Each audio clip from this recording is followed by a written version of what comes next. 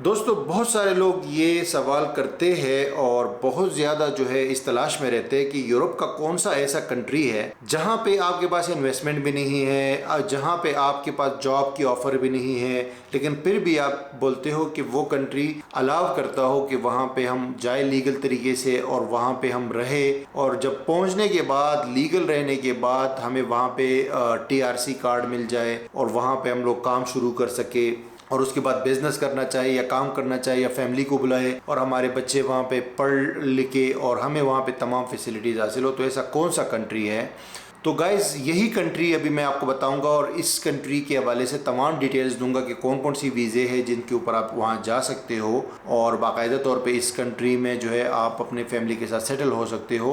और उसके अलावा जो है हम इसमें आपकी क्या हेल्प कर सकते हैं तो वो भी मैं इस वीडियो में आपको बताऊँगा। लेकिन वीडियो स्टार्ट करने से पहले अगर आपने लाइक नहीं किया तो लाइक के बटन पर क्लिक करें, इससे एंगेजमेंट बढ़ती है, और आप इसको शेयर करें व्हाट्सएप ग्रुप्स वगैरह में ताकि दूसरों के बीच से हेल्प हो। और आपका कोई क्वेश्चन हो तो हमेशा कमेंट में कर दिया करें, मैं रिप्लाई ज़रूर देता हूं। सब्सक्राइब करने की ज़रूरत नहीं है, अगर आपने सब्सक्राइब नहीं किया है चैनल को तो मत करें, सिर्फ लाइक करें और कमेंट करें, ठीक है। तो जो कंट्री है भाईजान, यूरोप में आपको पता है कि यूरोपियन यूनियन एक ऐसा रीजन है, शेंगन एरिया, जहाँ पे 29 कंट्रीज़ का यूनियन बना हुआ है और इसमें आपको एक वीज़ा चाहिए होता है, शेंगन वीज़ा, जिस पे आप 29 कंट्रीज़ को विजिट कर सकते हो। तो ये एक बहुत बड़ा ब्लॉक है और बहुत बड़ा एरिया है, इसमें बहुत सारे मालदार कंट्रीज़ भी है, गरीब कंट्रीज़ भी है, दरमियाना कंट्रीज़ भी है, छोटी भी है, बड़ी भी है। लेकिन इशू ये है कि इनकी पॉलिसीज बहुत सख्त है क्योंकि यहाँ पे फ्रीडम बहुत ज़्यादा है, पैसा बहुत ज़्यादा लोग कमा सकते हैं काम करके, और बहुत सारे फैसिलिटीज़ है जिसकी वजह से इन्होंने थोड़ी सी सख्ती भी की हुई है। क़वानीन जो है वो इतनी ईजी नहीं है वहाँ पे जाने के लिए या सेटल होने के लिए, इसीलिए बहुत सारे कंट्रीज़ तो आप नॉर्मली नहीं जा सकते अगर आपके पास जॉब ऑफर ना हो या इन्वेस्टमेंट ना हो, क्योंकि आप वहाँ पे बिजनेस स्टार्ट करोगे, इन्वेस्ट करोगे तो फिर तो बहुत सारे कंट्रीज़ है जो आपको आने देती है और आपको परमानेंट वीज़ा दे देती है, आप फैमिली के साथ वहाँ जा सकते हो। लेकिन बहुत कम ऐसे कंट्रीज़ है या ना होने के बराबर है जहाँ पे ना आपके पास जॉब हो, ना आप बिजनेस करना चाहते हो, ना आप इन्वेस्टमेंट करना चाहते हो यानी स्टार्ट में,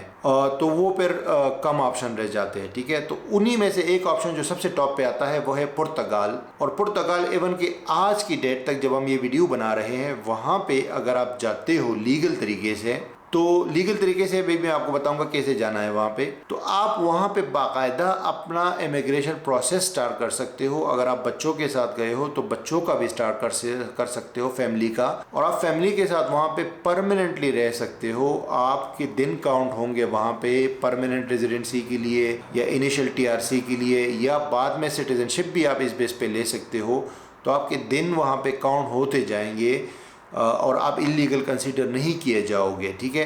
अब लीगली कैसे जाते हैं? लीगली या तो आपके पास पुर्तगाल का विजिट वीज़ा हो, यानी पुर्तगाल एक शेंगन मेंबर है, शेंगन जो कंट्रीज है उसका मेंबर है, तो पुर्तगाल की एम्बेसी से आपने अगर विजिट वीज़ा लिया है, लेट से आप पाकिस्तान में रहते हो, पाकिस्तान में भी पुर्तगाल की एम्बेसी है, या आप दुबई में रहते हो, सऊदी अरब में रहते हो, वहाँ भी पुर्तगाल की एम्बेसी है। तो आपने अपॉइंटमेंट लिया, जाके आपने विजिट वीज़ा अप्लाई किया, विजिट वीज़ा आपको मिल गया तो आप पुर्तगाल पहुँच गए विजिट वीज़ा पे, अकेले या फैमिली के साथ, डजेंट मैटर। तो वहाँ जाके आप अपना प्रोसेस स्टार्ट कर सकते हो, लीगल प्रोसेस, ठीक है। लीगल प्रोसेस कैसे होगा? वहाँ पे आप जाके कुछ डॉक्यूमेंट्स है वो लेने हैं आपने, जैसे निस है, निफ है, जुनता है, ये सारा टैक्स नंबर है, सोशल सिक्योरिटी नंबर है, और एड्रेस वेरिफिकेशन डॉक्यूमेंट है। और आपके पास जो लीगल डॉक्यूमेंट माने वीज़ा आपके पास ऑलरेडी है तो वो आपका ये सबूत है कि आप वहाँ लीगली इंटर हुए हो, या बोर्डिंग पास वगैरह है वो अपने पास आपने रखना है। ये सारी चीज़ें मिला के आप वहाँ पे अपनी फ़ाइल लॉक कर सकते हो बेसिकली, ठीक है। और फाइल लॉक करने से मुराद है कि आप उनके सिस्टम के अंदर अपनी फ़ाइल जो है रजिस्टर करते हो और उसमें ये तमाम डॉक्यूमेंट्स अपलोड करते हो, तो आपका प्रोसेस बेसिकली स्टार्ट हो जाता है। टाइम ज़रूर लगता है लेकिन आपका जब अप्रूव हो जाता है ये आपकी फ़ाइल, तो फिर आपको TRC मिलता है वहाँ पर 2 साल के लिए, और वहीं से जो है फिर आपकी सिटीजनशिप का प्रोसेस स्टार्ट हो जाता है। जब आपकी ये फ़ाइल लॉक हो जाती है या जब आपका प्रोसेस स्टार्ट हो जाता है तो आप बेसिकली वहाँ पर बिजनेस अपना शुरू कर सकते हो लीगल तरीके से। आप अपनी जॉब ढूंढ सकते हो और जॉब आपको मिल गई तो फिर TRC आपको मजीद जल्दी से मिल जाता है, ठीक है। तो ये इतना इजी प्रोसेस है। अगर पुर्तगाल का वीज़ा आपके पास नहीं है, विजिट वीज़ा, तो आप किसी भी दूसरे शेंगन कंट्री का वीज़ा लेके भी पुर्तगाल पहुंच सकते हो। मसलन आपको नीदरलैंड ने विजिट वीज़ा दे दिया, इटली ने वीज़ा दे दिया, आपको जर्मनी ने वीज़ा दे दिया विजिट का, आपको अकेले को या आपकी फैमिली को, तो उस वीज़ा पे मेरे भाई आप वहाँ पहुँच के पुर्तगाल आप पहुँच जाओगे। वहाँ पे आपने अपना बोर्डिंग पास, जो पुर्तगाल के लिए आपकी फ़्लाइट है उसका बोर्डिंग पास अपने पास रखना है और वहाँ पे 1-2 दिन होटल में स्टे करना है। होटल वाले भी डॉक्यूमेंट दे देते हैं, नहीं तो आपका वीज़ा और आपका जो बोर्डिंग पास है that's enough guys legal entry के लिए। उसके बाद बाकी जो डॉक्यूमेंट्स है वो आपका 8-10 दिन 20 दिन लग जाते हैं उन डॉक्यूमेंट्स को हासिल करने में, और उसके बाद आप अपनी फ़ाइल जो है स्टार्ट करते हो और उसको सबमिट करते हो जो पुर्तगाल के इमिग्रेशन है उस डिपार्टमेंट को, और उसके बाद आपका प्रोसेस स्टार्ट हो जाता है। आप वहाँ लीगल रहते हो, कोई टेंशन लेने की ज़रूरत नहीं है। कोशिश करें कि फैमिली के साथ जाए, क्योंकि थोड़ा सा टाइम लग जाता है, 1 साल से लेके 2 साल तक लग जाते हैं आराम से, आजकल रश बहुत ज़्यादा है। तो ताकि फैमिली के साथ आप हो तो आपको ये टेंशन ना हो कि यार मेरी फैमिली पीछे रह गई है, और ऐसा ना हो कि आप स्ट्रेस में चले जाओ, अकेले तन्हाई का शिकार हो जाओ, अकेलेपन का शिकार हो जाओ। तो बेहतर है कि बंदा थोड़ा वेट करे लेकिन फैमिली के साथ जाए, ताकि फैमिली का और आपका एक साथ हो, ताकि कल को आपको कोई इशू ना हो। ठीक है, तो ये तो जी सारा प्रोसेस है। भले आपके पास पुर्तगाल का वीज़ा हो या आपका कोई और शेंगन कंट्री का वीज़ा हो, तो आप पुर्तगाल पहुंच के ये प्रोसेस स्टार्ट कर सकते। इसके अलावा अगर आप बाहर से चाहते हो कि यार ये मुझे 2 साल का वेट ना करना पड़े और मेरा 3-4 महीने के अंदर काम हो जाए, तो उसके लिए फिर मुख्तलिफ वीज़ाज़ है पुर्तगाल के। उसका सेम तरीका है, आपने अप्लाई करना होता है, एम्बेसी से अपॉइंटमेंट लेना होता है और सीधा जाके आप ये वीज़े ले सकते हो। और इस पर आपको जाके 1 से 2 महीने के अंदर TRC मिलता है। 2 साल वेट करने की ज़रूरत नहीं है। एक तो मैंने आपको बहुत ईजी तरीका बताया कि विदाउट एनीथिंग आप पहुंच जाए बगैर किसी खर्चा के, और आप वहाँ पे ये अपने फाइल लॉग करें। दूसरा, अगर आपके पास पैसे हैं तो फिर जो है ना ये इनकी वीज़े हैं,